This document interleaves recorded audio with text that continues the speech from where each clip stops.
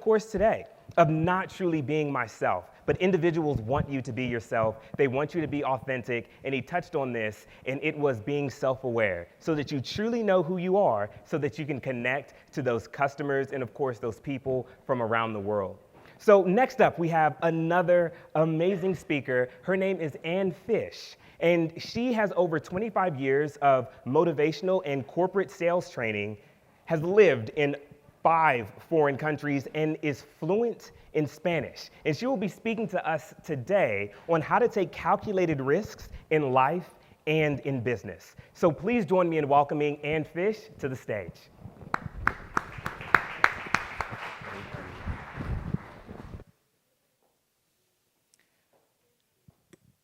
Imagine you are sitting next to me, looking out of an open aircraft door. You've done the ground school, so like a paratrooper, intellectually at least, you're prepared. But then the wind starts whipping at your face.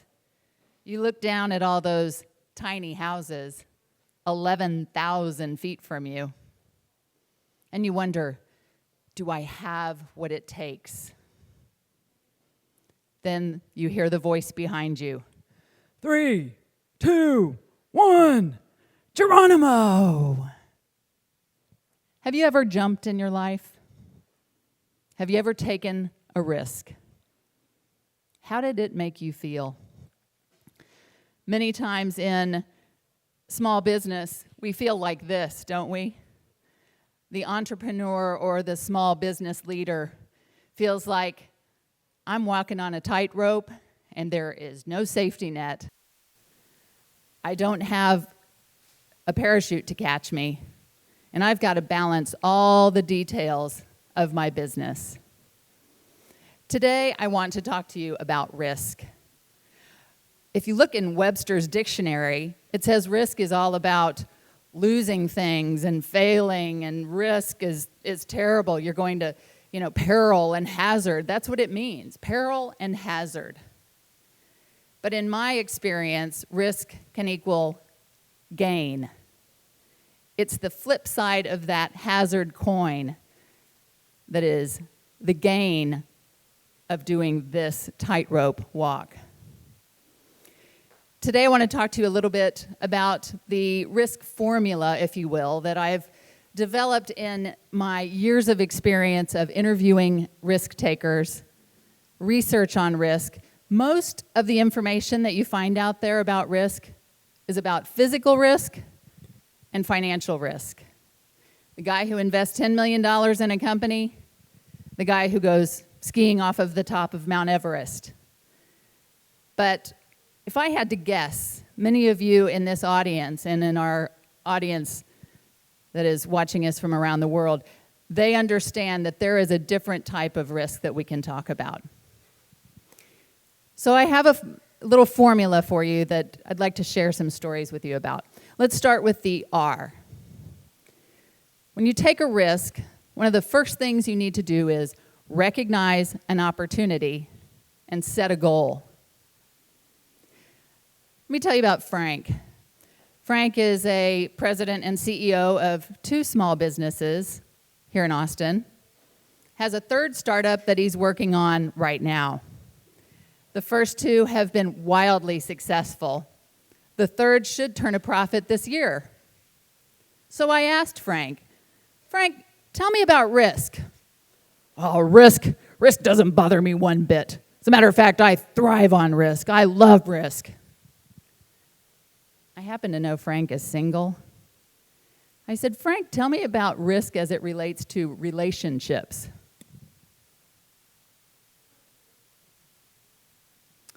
Well, there was this one time. I was crazy about someone, and her law firm gave her a job in Houston. I didn't follow her, and I did not ask her to marry me. I still wish I had jumped in with both feet. You see, it's key to, when you're running a business or living your life, to recognize an opportunity and set a goal. And the key is that those 2 things are congruent with one another. Frank recognized the opportunity in business every day, all day long. but his goals were related only to business, not to a wife, children, and his future.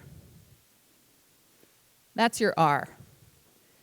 Next, we go to the I. This is the investigation stage. Every small business looks at, who's my competition? Is there another product or service that's the same as mine? Is there another company name in the game we played earlier? Is there another company that's using the same name that I'd like to use? You have to do the investigation. Now, is anyone in the audience married? Okay, great. I didn't get married until I was 47. Do you know why?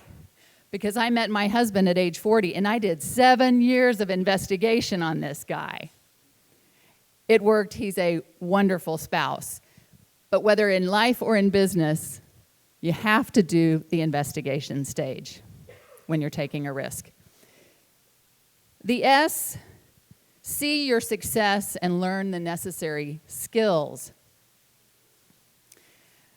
I've been speaking, and as I was introduced, I thought, yeah, speaking, doing motivational talks, over 25 years. But it wasn't until 3 years ago, right here in Austin, that I joined the international public speaking organization called Toastmasters.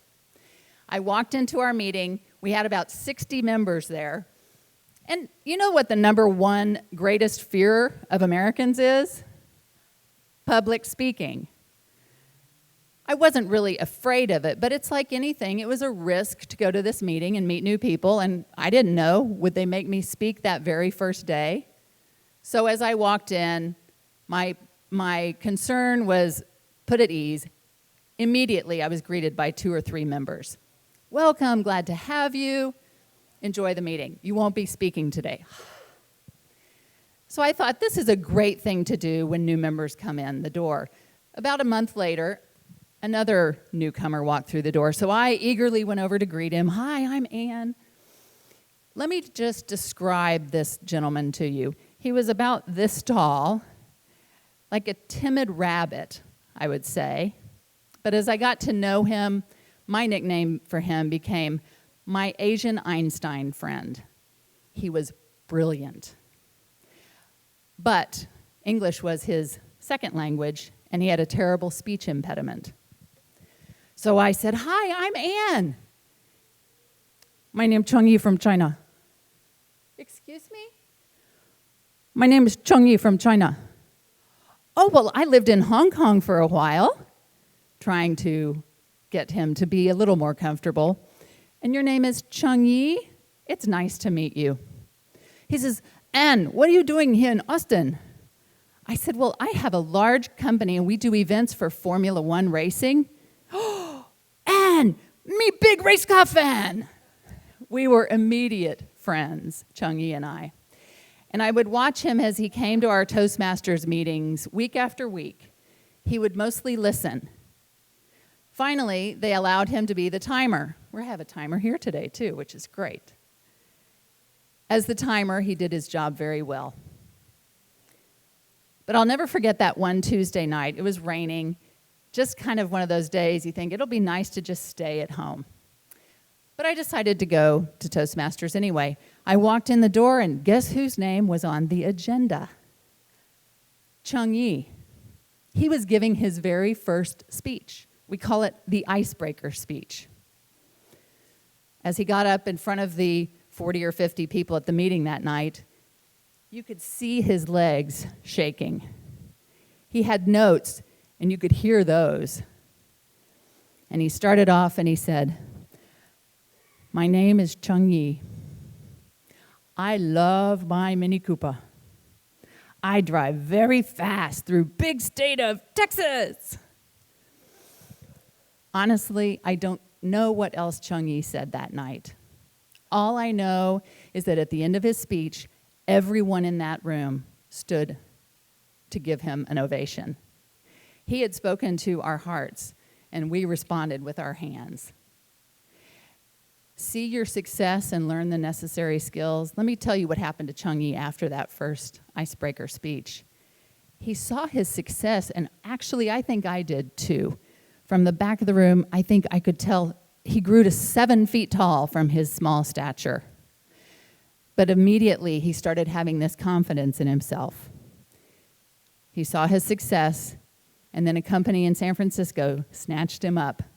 And he's doing training in San Francisco now because he learned the necessary skills. Let's go over to the K. K is know your abilities.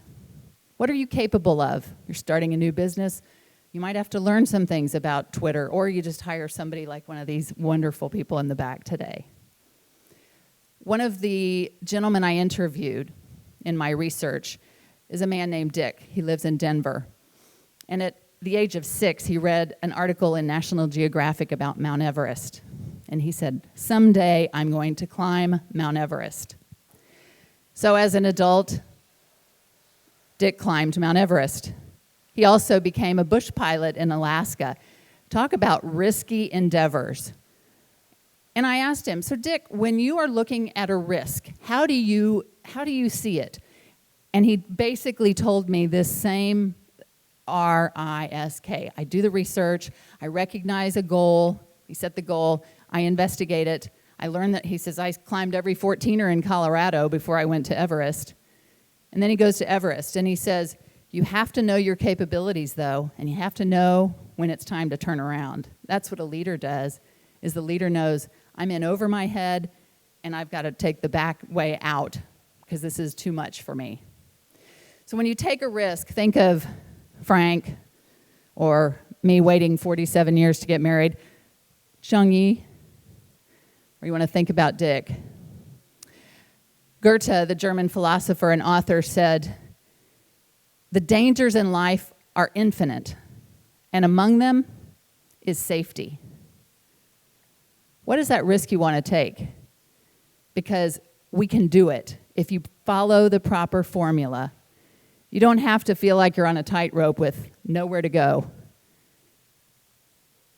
You can feel the emotion that is in this feeling of success. That emotion is an untapped emotion that I feel like my goal is always to inspire, encourage, and lead other people to take smart risks that will transform their lives. We're in that comfort zone we think is comfortable. Goethe says it's not necessarily. Let's get out of the comfort zone to that bigger fishbowl. If you'd like to connect with me, here's my contact information. And yes, my last name is Fish, so there's the fishbowl. Would love to connect with you on social media. And I just want to leave you with this one thought, which is the risk that you take equals the reward that you will have in your life. I wish you all the best.